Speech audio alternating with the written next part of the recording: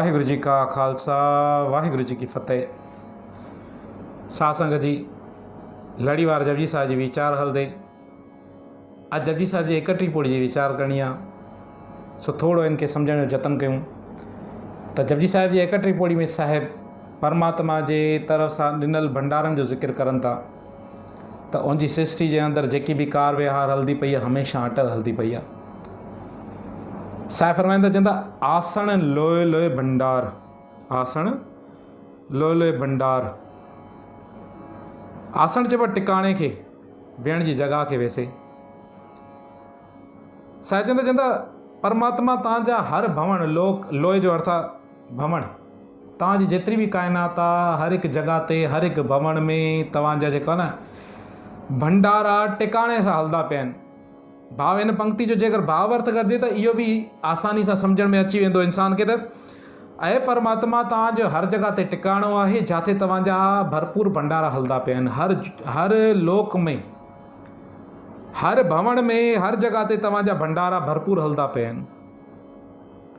जो कुछ पाया सो एकावार।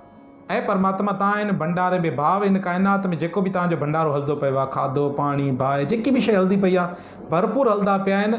तव्हां इहे पाण विधा आहिनि, पर जेके भी विधा अथव न हिकु माल ई विधा अथव। अॼु ताईं उहे खुटा न आहिनि। जो कुझु पाया सो एकावार। अॼु ताईं गंदम, कणक, चांवर या जेको भी खाइण पीअण जी शइ आहे, अनाज आहे, अॼु ताईं जेको भी परमात्मा विधो आहे खुटो न आहे। जो कुझु पाया सो एकावार। हवा अॼु ताईं खुटी न आहे। जो कुछ पाया सो एकावार। भाई अॼु ताईं खुटी ना है। भाव कुछ भी ना है खुटो। जेको भी तव्हां इन सृष्टि के अंदर विधो आहे न वो हमेशा हलाए हलदो पियो आहे, अटल आहे का। जो कुछ पाया सो एकावार। हिकु चक्कर, वार चइबो चक्कर, हिकु माल विधो अथव, हिकु चक्कर विधो अथव। कर कर वेखे सृजनहार।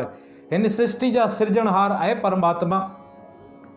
सॼी सृष्टि के ठाहे करे तव्हां सभु शइ ॾिसंदा पिया हो त कहिड़ी हिन शइ में, हिन धरती ते या हिन भवननि में, हिननि लोकनि में ज़रूरत आहे।